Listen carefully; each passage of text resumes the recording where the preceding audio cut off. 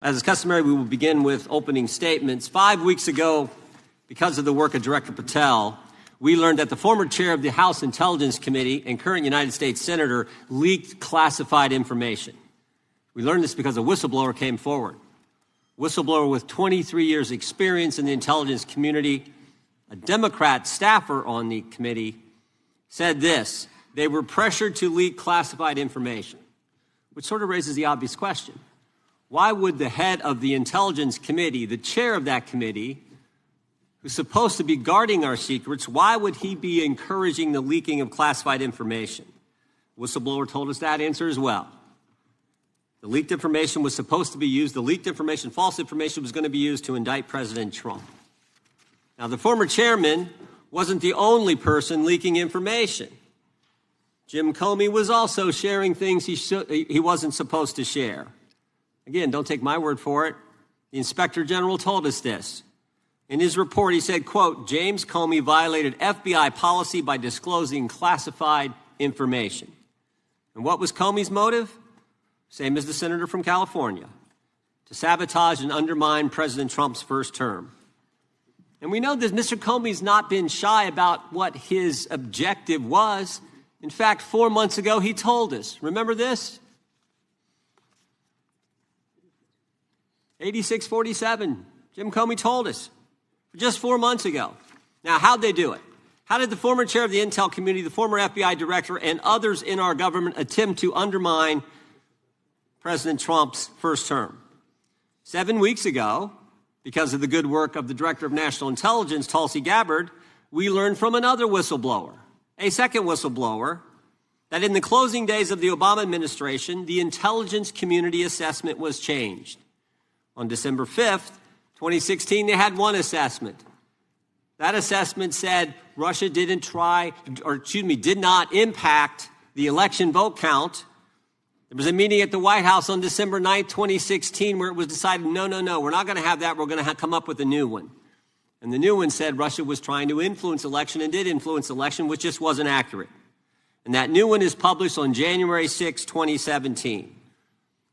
Let's just show you a few things that took place. I want to show you first this email from Admiral Rogers, the head of the NSA.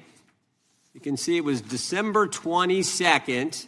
Says to Jim, John, and Jim Clapper, John Brennan, Jim Comey. And he says, I asked my team if they've had sufficient access to the underlying intelligence, sufficient time to review that intelligence. On both points, my team raised concern. Further states, my folks aren't fully comfortable. A few hours later, there's an email back to Admiral Rogers. This one is from Jim Clapper, and it says this: it is essential that we be on the same page and all of us are supportive of the report in the highest tradition of, that's our story and we're sticking to it. We may have to compromise on our normal modalities. This is one project that has to be a team sport.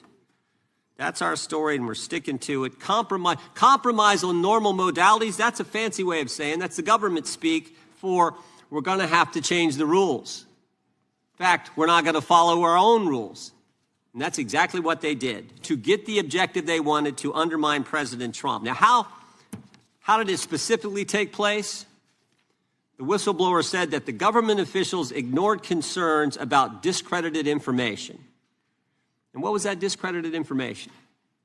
What was the discredited information that they didn't ignore the concerns about? What did they use, that discredited information? Of course, it was the dossier.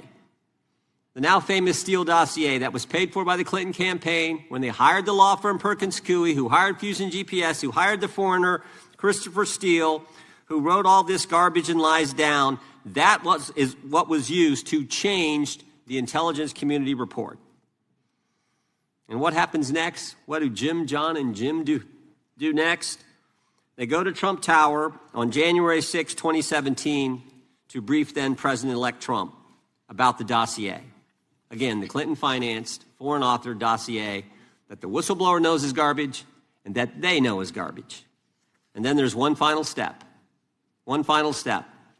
Jim Comey leaves that meeting with the president and immediately leaks to the press that they briefed the president on the discredited information. They briefed the president on the dossier and thereby given it some credibility and creating the basis and the predicate for all they did to the president.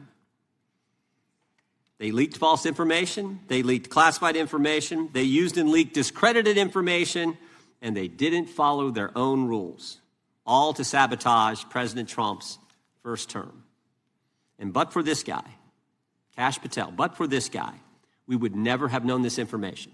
The good people of this great country would not have known what took place 8 years ago when they were trying to undermine. Stay informed on the world's shifting power. Subscribe to the Watchtower Report, where strategy meets reality.